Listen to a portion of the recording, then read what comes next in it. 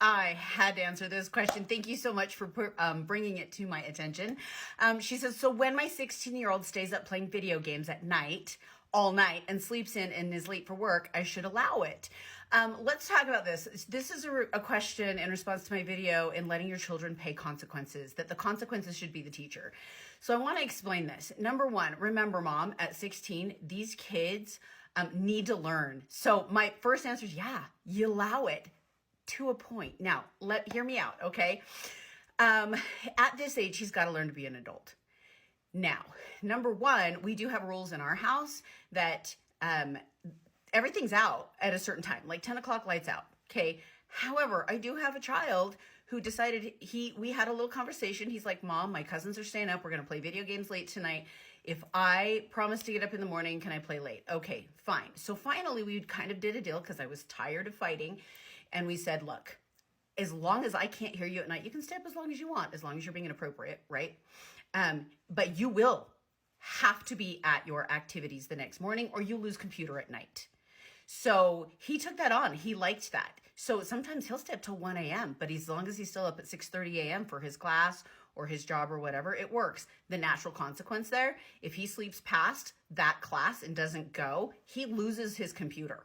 And he knows that. So, and I will take it. And that's the key there. He knows that computer will get lost if he doesn't do that. Number two, I guess, or another way you can do this is, let him lose his job. He's 16. Let him lose his job.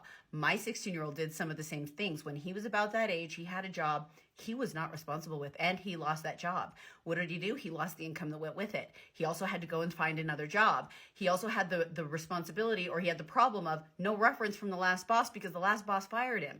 And he had to go through that and pay those consequences on his own. So now he has a new job and he is on time and he is careful with that job because he knows how hard it is to find another one. Remember, you're building relationships here. You want the consequence to be the punisher, not you. Now, these are teenagers, okay? We're talking about teenagers here. I used to be the consequence when they were little. Now I let the world teach those consequences, and now I'm the one that helps them when they fall. So if he loses that job and he comes home, he's like, Mom, I lost my job. I'm like, bummer. What do you need? Can I help you with your next one? Or, what do you need, hon? Now I get to be his cheerleader, his supporter. Yeah, he fails. Yeah, he still has to lose that job. Yeah, he's going to screw it up. He needs to be able to do that because what you're telling him by not letting him screw up is you're too dumb to do this on your own. I don't have faith in you to handle this by yourself. And that's worse. That's more damaging. So let him live his consequences. If he stays up all night playing video games and then misses or loses his job because of it, that is an adult consequence and that is something he needs to learn. Then you get to be the one that says, oh, I'm sorry. How can I help you? Now you're the one who supports and loves him instead of being the bad guy.